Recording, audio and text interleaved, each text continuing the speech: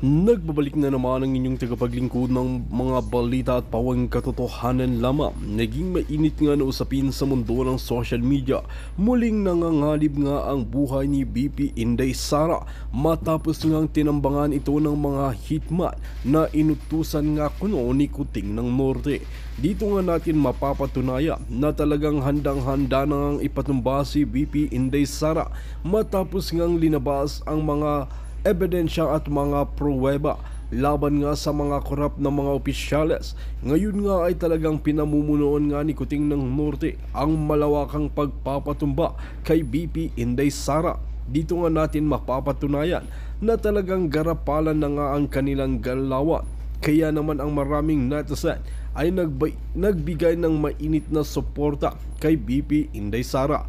Ayon nga sa binitawan na salaysay ni Inday Sara sa social media na hindi nga ito magpapatinag sa korap na mga opisyales na ito na kahit anong gawin nila ay hindi nga ito susuko na maglingkod sa taong bayan. Dito nga natin makikita ang katapangan nga ni BP Inday Sara dahil nagmana nga ito kay former President Rodrigo Duterte na kahit anong hamon sa buhay ay haharapin neto. Kaya naman talagang maraming nagmamahal na taong bayan kay sa mga Duterte. Well mga kaibigan, para nga sa karagdagang impormasyon, panoorin nga natin ang buong video. At kung bago ka lamang sa aking channel, huwag kalimutan i-click ang subscribe button at notification bell para lagi kang updated sa ating mga bagong video. At para sa solid viewers natin dyan, maraming salamat sa walang sawang pagsuporta. Ng bangag na administrasyon. Of course, yung vice scam pa rin, excuse me, na talagang dapat ay imbestigahan yan at pigilan ng Korte Suprema at panagutin lahat. Actually, inano na yan, ang tawag dito, pinipetasyon na yan o nagpa-file na ang camp, I think, ni Congressman Ungab, nila Attorney Vic Rodriguez, para hilingin sa Korte Suprema na ibasura yung ano na yan, vice scam, yung GAA na yan, yung ating budget na binudol ng mga buwakan ng GNMS. All right, siguro ang iba nagme-message sa akin. Hindi siguro nag-message sa akin, nag-aalala kayo. I'm okay, naging productive naman yung 2 days ko. Alam niyo naman ako. Teka muna, ang mga eksenang kaganapan. Bago natin ituloy-tuloy ang mga eksenang kaganapan, mga hitad, aba, talaga namang nagsalita na itong si Alice Guo kung saan, 'di ba? Kung saan ay binoljak niya actually. Nagbigay siya ng statement laban dito kay Ontiveros dahil sinasabi ni Ontiveros wala daw siyang nakita na blank entries doon sa vice scam nila. So syempre kanya-kanyang depensa, kanya-kanyang palusot. Alam naman natin kung sino ang involved, Senate President, lahat halos dyan na mga tiwali sa Senado, sa Kongreso, lalo na sa Committee on Appropriations, si Bangag, si Lisa Tanas, sila yan. Alam natin, talagang ang gobyerno ni Bangag, ang tina-target ay yung gusto nilang katargetin, katulad mo, katulad ko, katulad ni Pangulong Duterte, ni Inday Sara, at magkakasabwat sila. Kasabwat ng makaliwang grupo, magkasabwat ng mga kawatan. Ngayon, recently, dadako na ako dito kay Jed Mabilog na kung saan ang ginawa ng bangag na gobyerno ay binigyan ng executive clemency. Okay. Tignan natin. Alam nyo, ang bobo talaga ng presidential communications, even sa kanilang reporting, malakas maka-fake news. Bakit kamo? Mamaya pakita natin pala. Dahil ang kanilang mga reporters o kanilang pagsusulat, mga bangag din. Yung instead of mabilog ang isulat nila, ang sinulat nila magalong. Mamaya pakita ko sa inyo. I don't know, na-notice yan. Ngayon mga kababayan, mukhang gustong sundan ni Marcos Jr. ang yapak ni Biden na nagbigay ng pardon sa mga kamag-anak niya, sa anak niya, sa kanyang kapatid, sa kanyang mga in-laws ng preemptive pardon. Alam niyo yun, di ba? So nung pag-alis bago umalis pala, ni President Biden, ni Lolo Biden yun, hindi na pala sa President, di ba, ni Lolo Giuliani, ay nako, in America, my God. Pinardon niya ang kanyang pinardon ni Lolo Biden, yung mga hindi masyado active sa US politics. So pinardon ni Lolo Biden yung kanyang mga kamag-anak. Ang tawag niya, ang tinatawag na preemptive pardon. Meaning to say, hindi pa nako-convict, hindi pa na-charge yung kanyang mga kamag-anak, wala pang malinaw na kaso, ay pinardon niya na. Mukhang gustong sundan na yapak yan ni Bangag. Pero actually, binasa-basa ko, ay legal pala yan sa Amerika, yung preemptive pardon. Kumbaga, hindi pa man nakakagawa ng kasalanan, only in America, no? Kasi I think sa Pilipinas, hindi pwede palang mag-pardon o magbigay ng clemency, lalo na kung ikaw ay hindi ka pa na-charge o hindi ka pa nako-convict. Pero ngayon, mga kababayan, yan ang gusto yatang sundan na yapak ni Bangag, ang magpardon ng mga sangkot sa graft and corruption, na charge yung graft and corruption and plunder o kung ano pa. Mukhang nagsisimula na si Bangag. Ayan. Pagka po adik talaga, absuelto agad, sabi ni Rico John Arnov. Okay? Tapos tatakas si Bangag sa Pinas, sabi ni preemptive pardon, tapos tatakas si Bangag sa Pinas, sabi ni June Climaco. So anyway, yun na nga. Yun dito sa US, talagang sabi ko nga, nakakaloka, di ba? Wala pang ginagawang kasalanan or ang mga kamag-anak ni Biden, pinardon niya na. Kasi, siguro, naiisip niya, pero ang dahilan nila dyan, kasi daw baka habulin nitong Trump administration for the reason that political retribution. Yun ang dahilan niya. Pero sa akin na naman, kung wala ka namang kasalanan, 'di ba? Wala kang ginawa, wala namang makikita sa iyo eh. 'Di ba? Kung wala kang ginawang kabulastugan, o pati ng anak niya, 'di ba? Yung mga anak niya talagang kitang-kita mo sa pictures na talagang napapaligiran ng mga babaeng sandamakmak at with the pulboronic and everything. Actually, mukhang may connect pa nga ito sa kay diyan kay who's that? Yung may property dito sa Malibu. I don't know, nasunog na ba yung property niya ni Chandiraman? Was it Chandiram? No, yung may pampajarbog. Si Amit. Yeah. Yung, di ba, remember that article na nirentahan ni Amit Chandiram, ni Hunter Biden, yung property ni Amit Chandiramani dito sa Malibu. Di ba si Amit Chandiramani, yung nahulihang pampasarbog dyan, na inabsuelto ni Lisa Tanas. You know what I mean? You know that story? Then parang may connect. But anyway, hindi na ako masyado dadako doon. Pero I'm just trying to connect the dots. Ngayon, din nga, dito sa Amerika, nakakaloka. Wala pang kasalanan, pardo na. Ngayon, si Jed Mabilog ay pinardo ni Bangag. Tignan natin ang article nila. Ang article ng mga Bangag. Mga kababayan, tignan nyo yung article na yan, kung gaano katanga, gaano ka Shonga Bells. Okay? Tignan natin. Nakikita nyo, di ba? Ang sabi dyan ng Presidential Communications, President Bangag Marcos grants ex-Iloilo City Mayor Mabilog executive clemency. Ang sabi dito, President Marcos Jr. has granted executive clemency to former Iloilo City Mayor Jed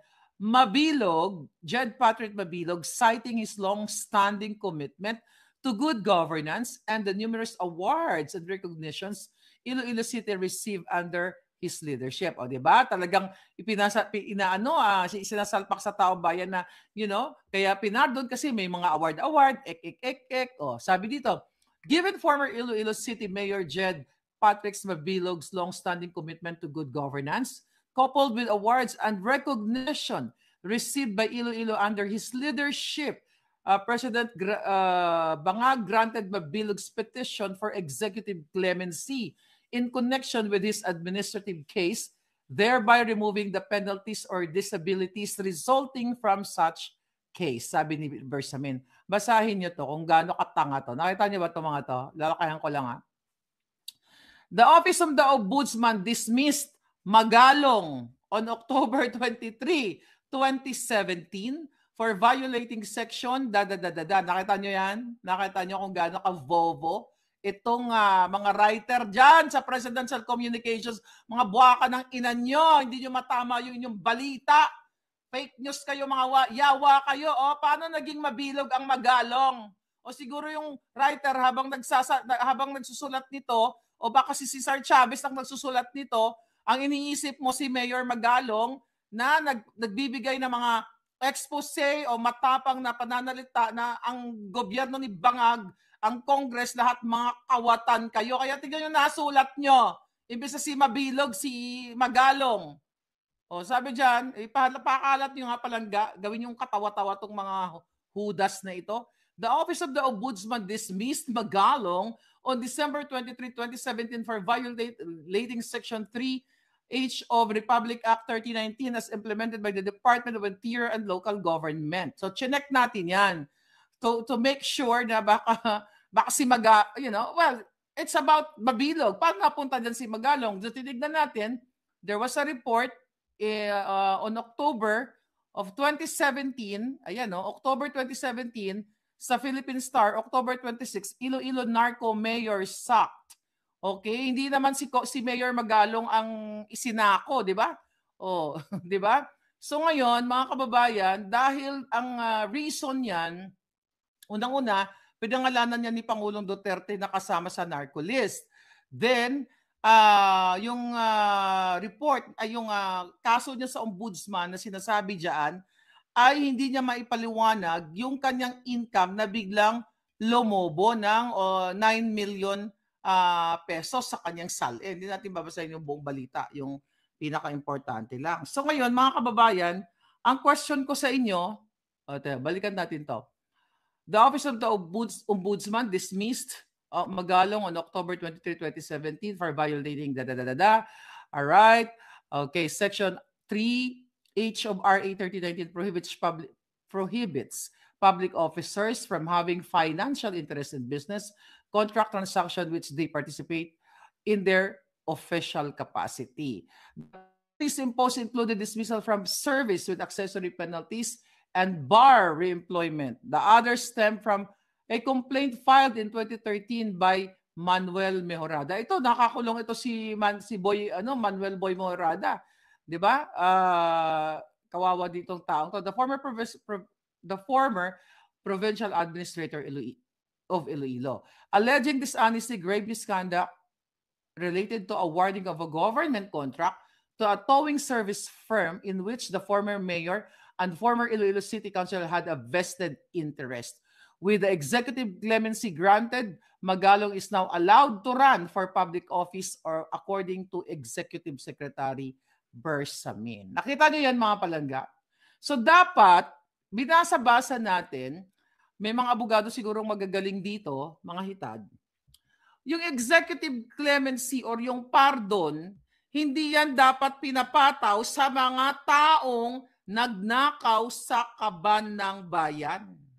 Pero only sa Bangag, di ba? Only sa Bangag administration ay pinapalabas ang mga kawatan. At iniisip natin at ang tinatansya-tansya natin dyan, mga kababayan, posibleng marami pang patatakasin si Bangag o palalayain o ipapardon kasi nga idol niya si Lolo Biden na yung mga kamag-anak ni Biden hindi pa nakagawa ng kasalanan o wala pa, hindi pa na-charge or hindi pa convicted, ay pinardon na.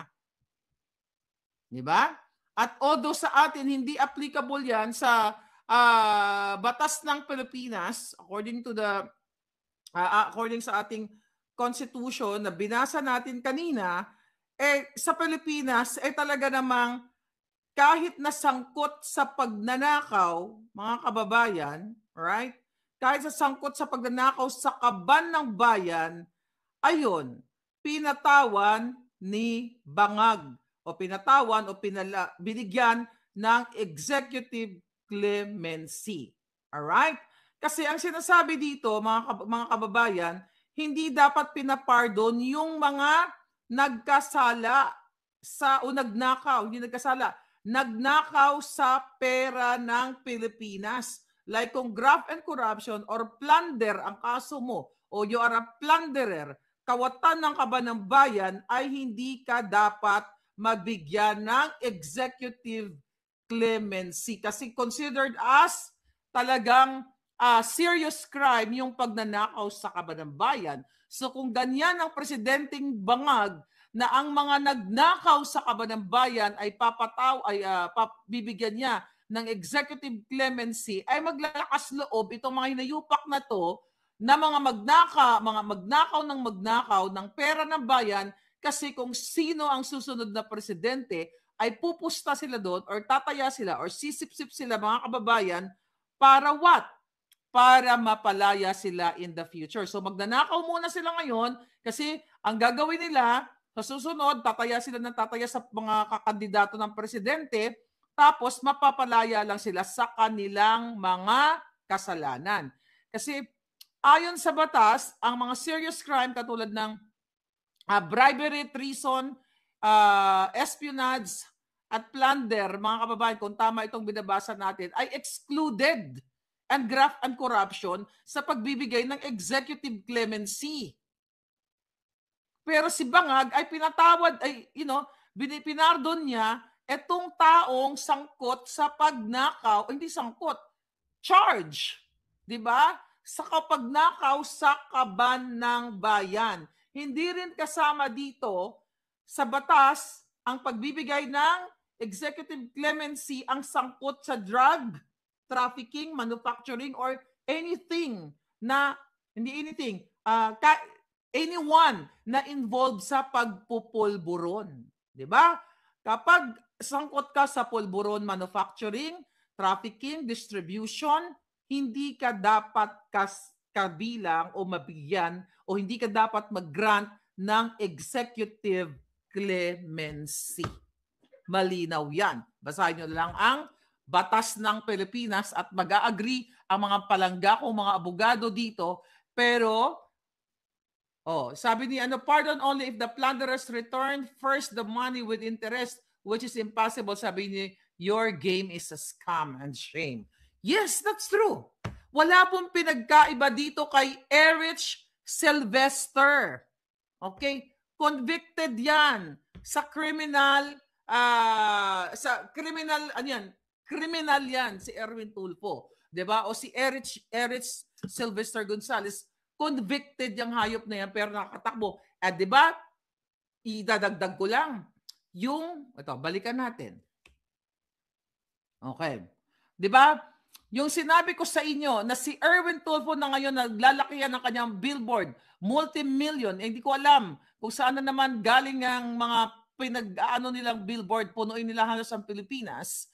Diyan pa lang kay Erich Sylvester na yan, dapat nga yan ma-disqualified yan dahil mismo ang Kongreso ay may hawak na papeles. Tignan natin kung masishare natin to. Okay? May hawak na dokumento na nagpapatunay na itong yan sa email natin. Alright, nakita nyo ba yan? Okay. Hindi, okay lang. Okay, here we go. Ayan yung in-email sa atin. Okay, income and net worth findings ni Erich Sylvester. Okay? Ngayon, mga kababayan, kaya ko pinapakita yan sa inyo, wala yung pinagkaiba kay Mabilog. Nung siya ay na-charge dun sa binanggit ng bugok na presidential communications kanina, wala yung pinagkaiba sa income and net worth findings ni Erich Sylvester. Nakita ninyo? Subject officials, ang ibig sabihin ng subject official, si Erich Sylvester yan.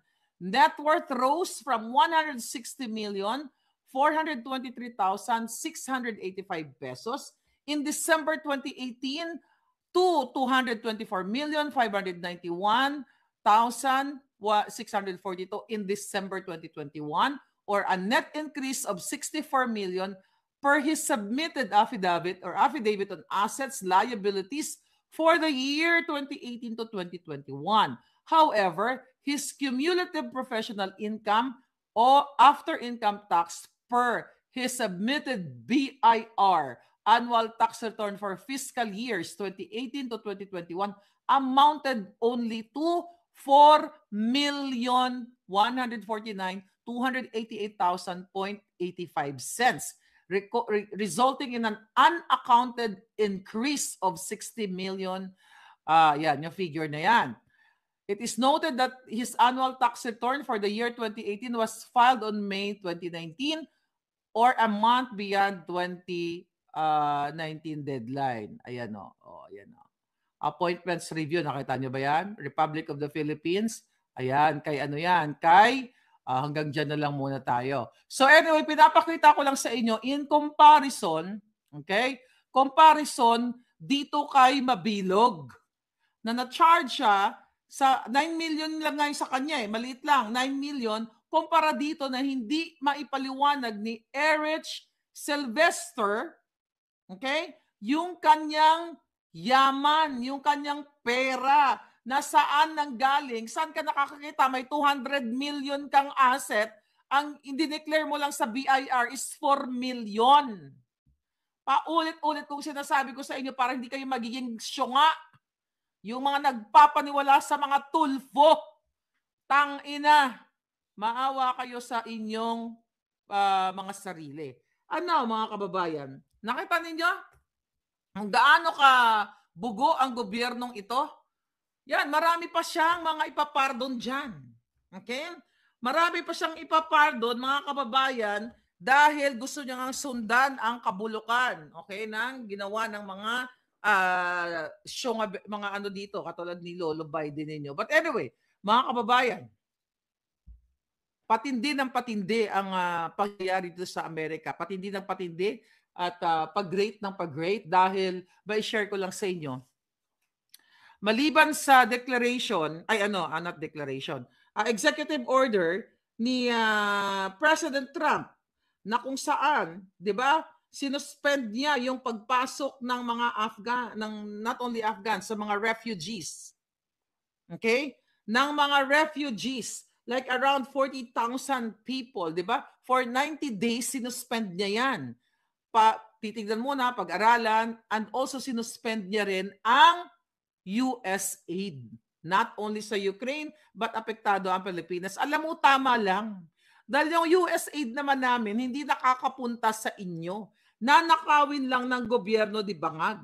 And now, yung mga Afghans dyan na mga natira, I believe, may binalita na nakaalis na raw yung mga ibang refugees sa Pilipinas. So, asan na ngayon? Ano na ngayon ang gagawin ni Bangag na pagpasok ni President Trump ay hinold niya yung mga visa o yung pagpasok ng mga refugees sa Amerika? 90 days. Okay? Kung 90 days yan, mga kababayan, ang sabi ng bangag ninyo na presidente, 59 days lang daw itong mga itong mga refugees sa Pilipinas. Wala namang problema. Kung ang Pilipinas, kung ang bansa natin ay mayaman at nakakakain kayong lahat. The problem right now, hinold ang US aid. And now, matitenga ang mga Afghans dyan. Hindi natin alam kung sila ba ay karapat-dapat makapasok dito sa Amerika kasi hinold na nga through executive order. So ano ngayon ang palusot na naman ng bangag na administrasyon? Mananatili ba ang mga Afghans dyan? Dahil during Biden administration, ang sabi dyan ay ang magpapakain lahat sa mga Afghans na yan ay ang Amerika. So now, ang sabi ni Trump, right there and then, pag upo niya, i-hold ang US aid. Dahil I think, ilang billion ba yun? How many billions? Multi-billion ang nagagastos ng bansang Amerika dyan sa mga aid na yan sa iba't ibang bansa. And now, so, dahil hinold na, tinigil muna yung US aid.